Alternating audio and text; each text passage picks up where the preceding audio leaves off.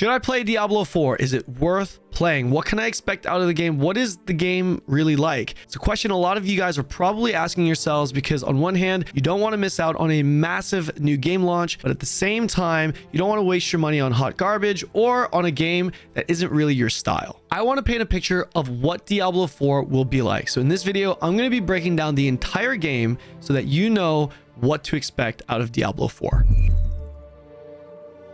Real quick, before starting this video, if you guys wouldn't mind just hitting that subscribe button that you see right there. Hitting 100,000 subs is a massive goal of mine, and I would be forever grateful if you helped me reach that goal. Also, I'm going to be giving away free copies of Diablo 4 throughout the entire beta weekend live on my Twitch channel. So if you want to have a chance to win, come hang out with me there. First, let's start with the classes. There are 5 classes in Diablo 4 at its start: Barbarian, Rogue, Sorcerer, Druid, and Necromancer.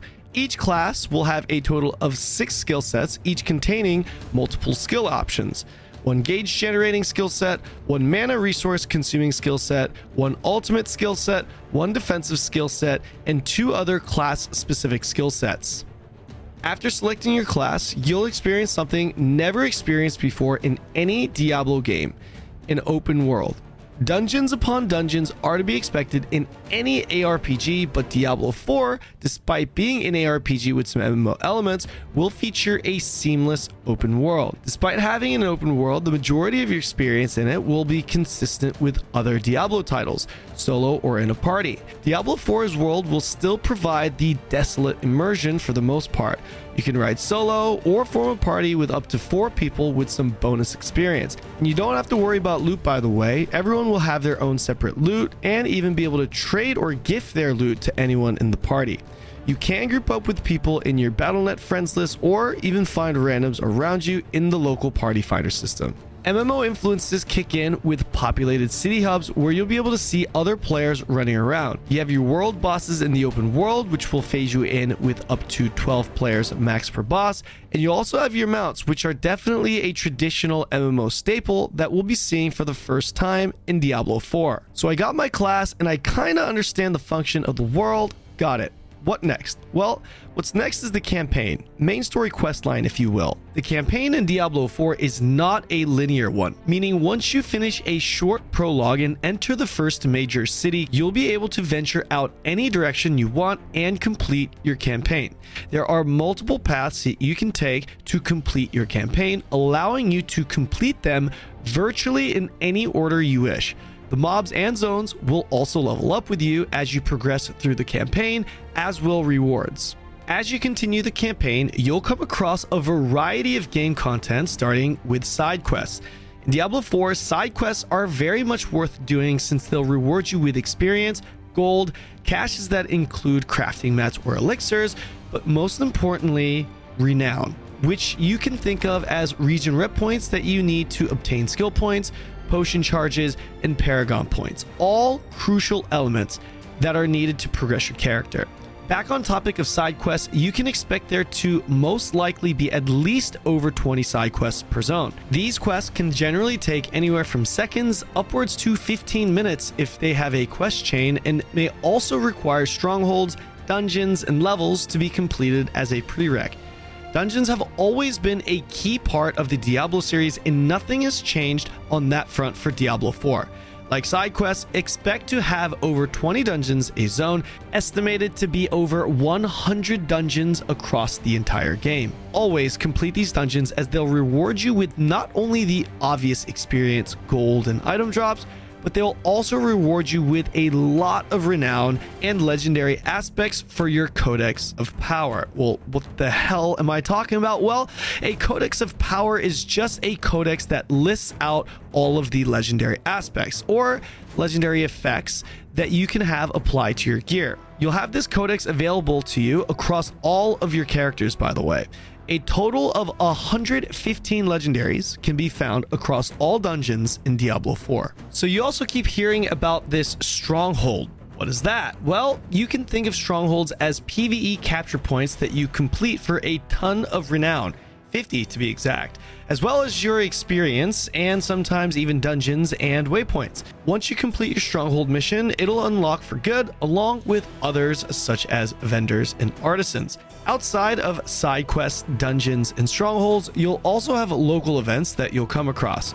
These are just randomly timed events that are spawned throughout the world, represented by an orange circle that will only take a few minutes to complete. These local events will reward you with various mats and gear rewards. These events also provide, and are the only source that does provide, something called Murmuring Obols, which is the gambling currency of Diablo 4.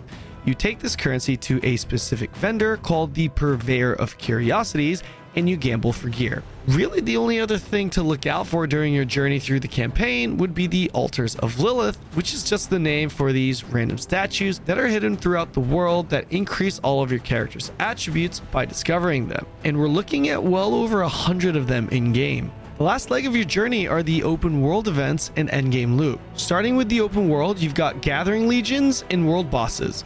Both are events that will group you up in the open world along with other players. Gathering Legions are similar to Echoing Nightmares from Diablo 3, where you'll fight off waves of monsters with a boss at the end for loot.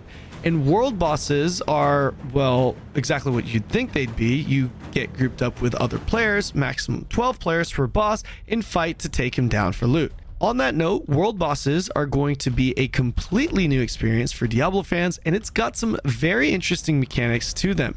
Regardless of how fun they turn out to be, they drop a rare item called Scattered Prism, which is used for socketing your gear, a very important part of the gearing process, making this content a must-do.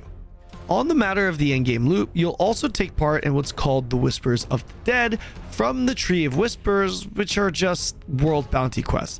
The tree will give you a mission, you complete said mission, you get loot, including a special currency called Grim Favors, which is just a vendor-specific currency you use to purchase goods, including the all-important Nightmare Sigils, which are used to shape your Nightmare Dungeons. Another similar endgame feature from Diablo 3 are the Nightmare Dungeons. These are kind of similar to the Greater Rifts in Diablo 3, but they function a little bit differently. These Nightmare Dungeons are essentially challenging dungeons that have certain properties and difficulty levels attached to them based off of what's called a Nightmare Sigil. These sigils are essentially keys to a specific dungeon found in the world of Sanctuary that has set affixes or dungeon properties to them based off of these sigils that's used. Completing these Nightmare Dungeons will also reward you with more powerful sigils. Helltide and Fields of Hatred are the last two endgame content features in the Diablo 4 world. Helltides are just an open world region-wide PvE event where you kill more challenging monsters that drop another event-specific currency called Cinders.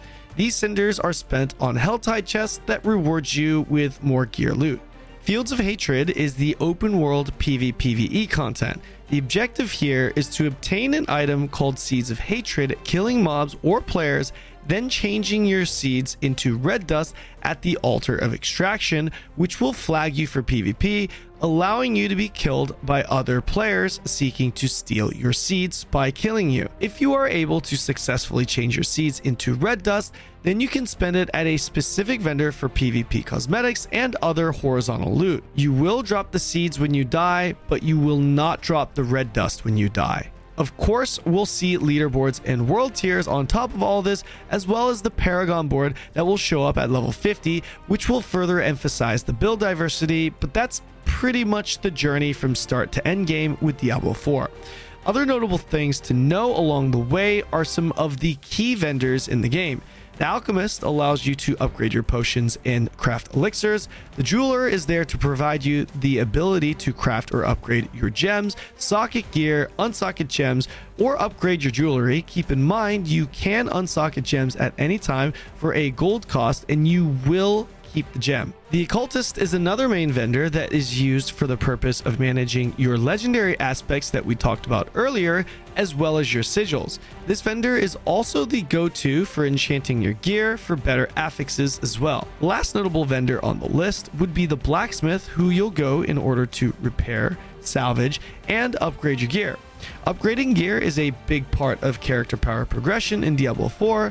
When you upgrade your gear, be sure to not waste any mats on anything less than the yellow rare quality at the very least. If you deep dive into these vendors in the crafting system, you'll notice that there is a big importance in gathering materials. Salvage materials, animal skins, ores, monster parts, and plants are all resources found throughout your journey. Whether it's from completing a mission and collecting a cache, or simply killing monsters and collecting loot, you'll have to collect as many as you can to use on your upgrades. Little tip here, but Gallovine is expected to be the most important resource early on, so be sure to pick that up early. When it comes to actual content, that's pretty much it. But I do want to add one standout feature that certainly won't make Diablo 4 the game of the year, but it is a feature that is one of my personal favorites, and that's the no region lock feature. Diablo 4 will be cross-region and cross-platform, meaning someone playing from the US on an Xbox will be able to play with someone from Asia that's playing on the PC at any given time.